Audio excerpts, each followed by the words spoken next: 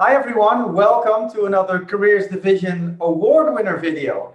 And today we talk about the 2021 winners of the Careers Division Best Overall Paper Award. With us are the winners of this award, and I would like to send out a big congratulations to Jennifer Tosti-Kharas and Shoshana Dobrow. Hi, thank you. Yay, thank you and yay. Congratulations.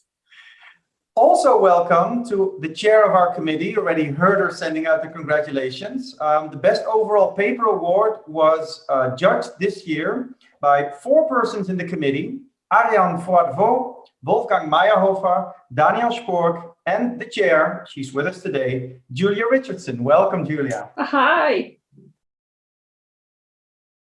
Well, thank you for asking, Jos. We feel nothing short of incredible. In fact, when I received your email, I almost couldn't believe it. So Shasa and I have served on these judging panels in the past. So we are well aware of how competitive this is and what this means to win this award. So it is truly an honor. I, of course, want to thank the panel, Julia, Ariane, Wolfgang, and Daniel. I want to thank you, Jos, and the executive of the Careers Division. You're working so incredibly hard to pull off AOM, especially this year. And then I guess what I'll say is, of course, we are very proud of this paper. We believe this, like all our work, is really putting our best foot forward. And, we think the work speaks to interesting questions, uses strong data and methods. So I guess it's always nice to see that recognized. And this year, of course, has also been an incredibly difficult one. So Shasa and I are both working parents. We've not at times felt as productive as we would like, or such a strong sense of self-efficacy in our career because we've had so many challenges. So especially to win this award this year just means, almost more than I can, I think, reflect. So really and truly, thank you. So I think the first thing to mention that it was difficult because the nominees were all very, very strong, each in their own right. And I guess really from the committee, if I can speak on behalf of the committee, it was a really enjoyable process. It's a joy to read such great work that has been done over such a very challenging year. So we're grateful to everybody, obviously, who submitted their papers to the division this year. And if I turn specifically to this particular award-winning paper, it's actually very difficult to choose the one thing because, of course, we use different criteria that we applied to each of the papers. So theoretical contribution, methodological rigor. And really, it's like any study that what we felt about across this whole study, it was very strong across each of the dimensions. So I think that it was strong across every single criteria. And also, I think it's just a really fascinating paper to read. And I think that one of the things that's really important about it is that it doesn't try to oversimplify something that is obviously very, very complex and dynamic. But at the same time, even though it recognizes the complexity of calling, the paper is also actually very accessible. So even for somebody who isn't an expert in this field, I think they would still learn a great deal from reading the paper. And I think also it addresses something that is very topical. So as Jen and Shasa talk about in their paper, you've got Steve Jobs sort of saying, do what you love. You've got the late Ken Robinson telling us to go out and find our element. And I think the paper tells us, look, it looks very appealing on the surface, but actually it's much more complicated than we think. So it talks about sort of the double-edged sword of calling, and it doesn't try to glamorize it. I think it provides us with a really important reality check on just how complex pursuing your calling, answering your calling, and the implications of doing so. And if I can quote Jen and Shasa, thus it appears time to critically examine the merit of unilaterally and uncritically advising people to find their callings. And that's the spirit of the paper that we really enjoyed.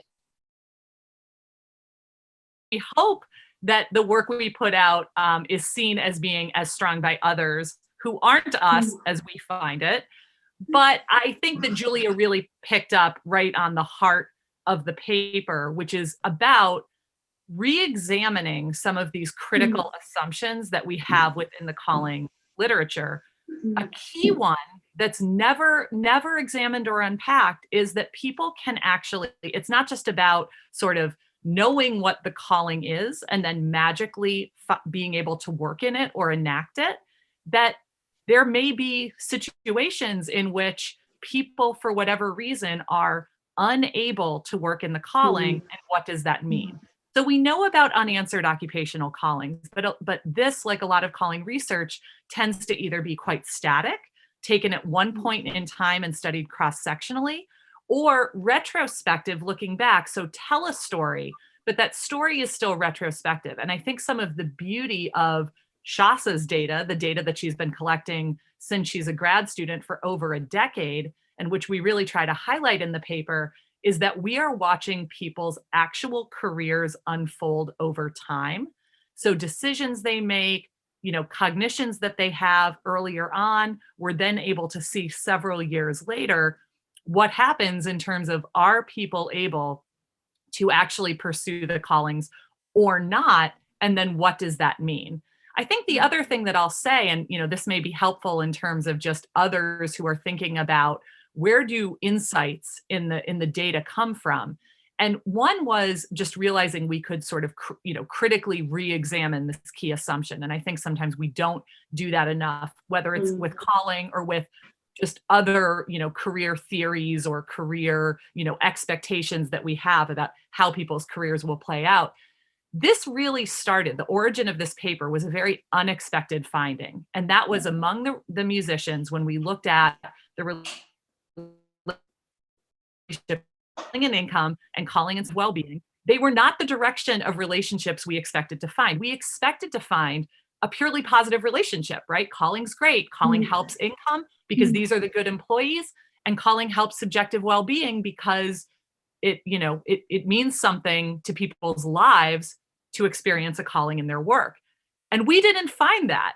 And then we said, so what else could be going on here? And that's when we looked at pursuit as a moderator, and that really came out strongly as this driver of this much more complex relationship, where the best people off were those with a strong calling who were pursuing the calling, or those with a weak calling who were not pursuing a calling. Everybody else was in some way experiencing, a worse outcome with regards to income and subjective well-being. And we thought, that is so interesting. And there must be a story here. And then that's really what triggered. So, I guess the story here is a bit, even and especially when things do not turn out the way you expected, dig deeper, what else is here? What else can we uncover? And in our case, we really do believe this is reflective both of the way people's careers actually play out and the complexity therein.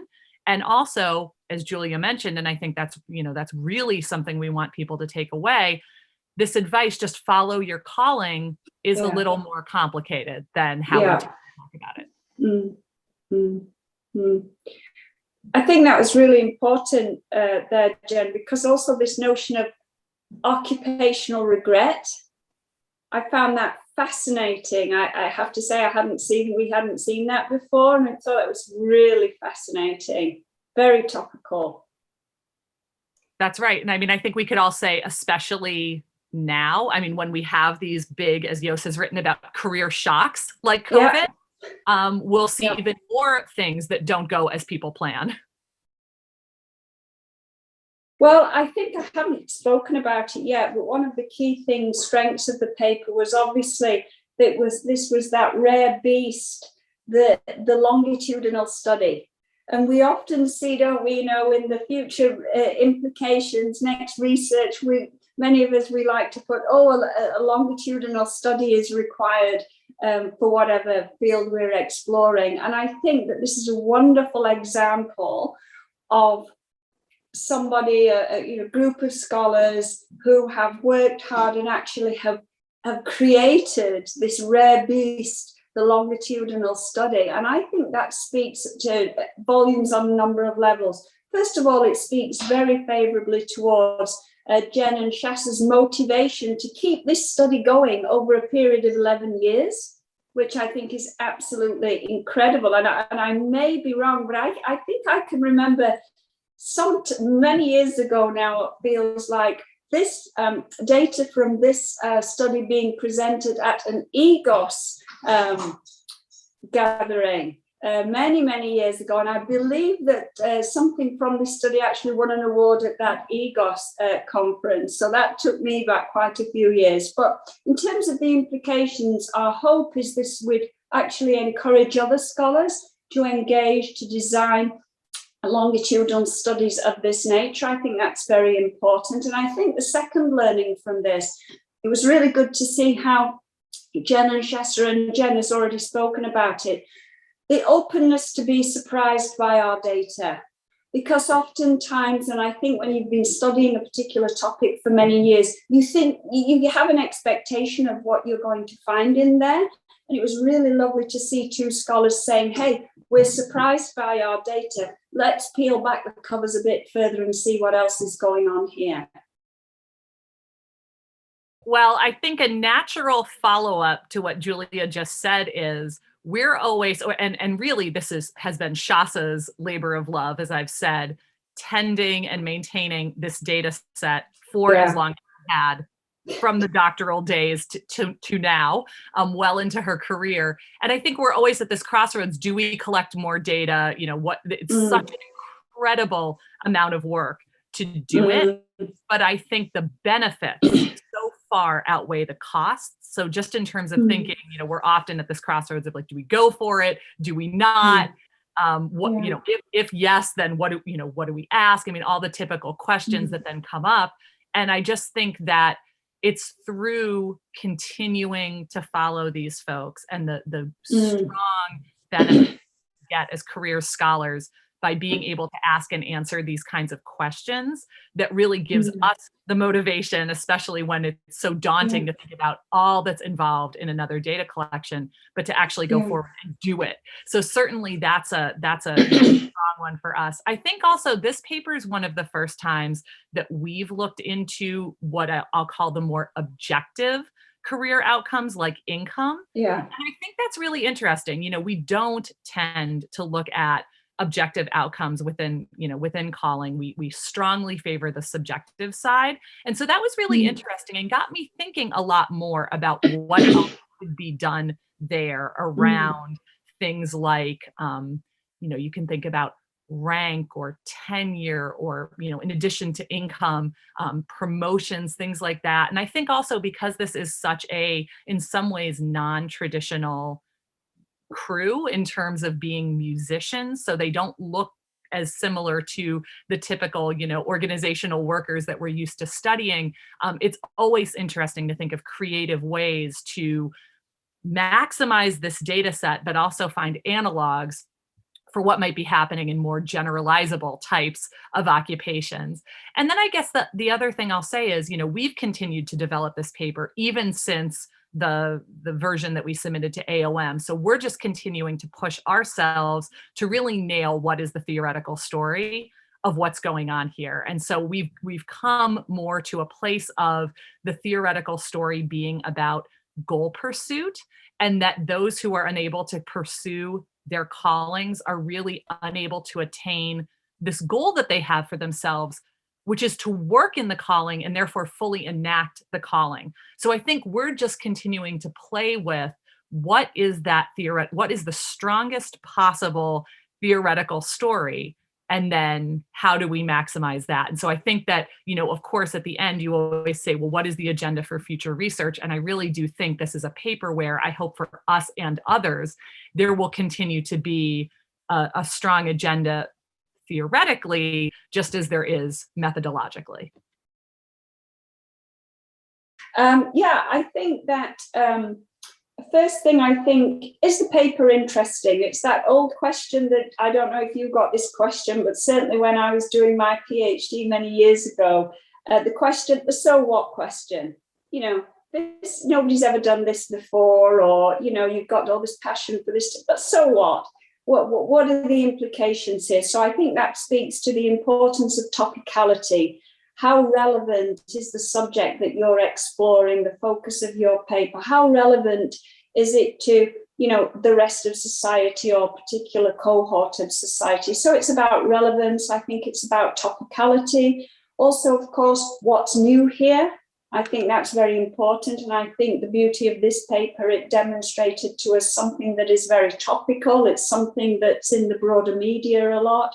So that it ticked the topicality box. I think it also, we've already spoken about this, but the methodological rigor, the design of the study was just highly, highly rigorous, and the implementation of the design of the study was very rigorous. So we're obviously looking for rigor and credibility with regard to the data, so that we know that the findings have that really important rigor there. And I think also we have to think about the relevance for the careers division itself. Sometimes a paper may have a closer relevance to the career, and this is a careers division paper award, and I think it's very important to remember that. Obviously, there are related fields like organizational behavior, IO psych, sociological, psychosociological studies. But a key thing that we were looking for was relevance to the careers division, and specifically the contribution to careers scholarship. So I think that's very important for people just to remember when they're submitting their papers to the careers division. I mean, not necessarily overly narrow, but it does need to have some relevance, I think, to win this very prestigious award. And the other thing I think that is very important is that the paper was beautifully written. It was highly readable. It was very engaging. You could read it all in one go. You didn't have to stop for a breather and go and have a coffee and come back. It had a nice pace, a nice momentum. So by the time you got to your end of it, you were thinking, yeah, that's very interesting. And perhaps even I'd like to read more of these authors' works.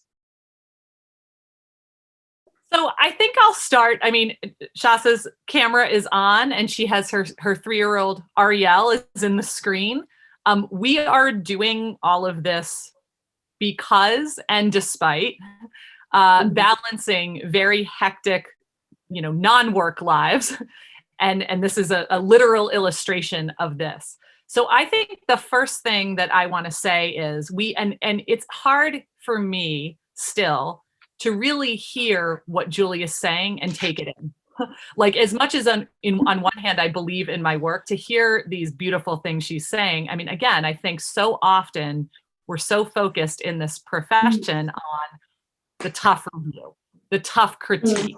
So actually, even just this moment where you get to talk to someone who has, highlighted your work, and then to hear what it means to them, this is remarkable. So I think just to back up one level and say how incredible of the careers division to give us this chance for award recipients to speak to the judging panel and have this dialogue is absolutely incredible. So I mean, Jos, like, hats off to you for conceptualizing this, because this really does mean a lot, especially again in a field where we're not always good at doing this, right? We're not always good at emphasizing the positive as we're maybe sometimes overemphasizing the negative.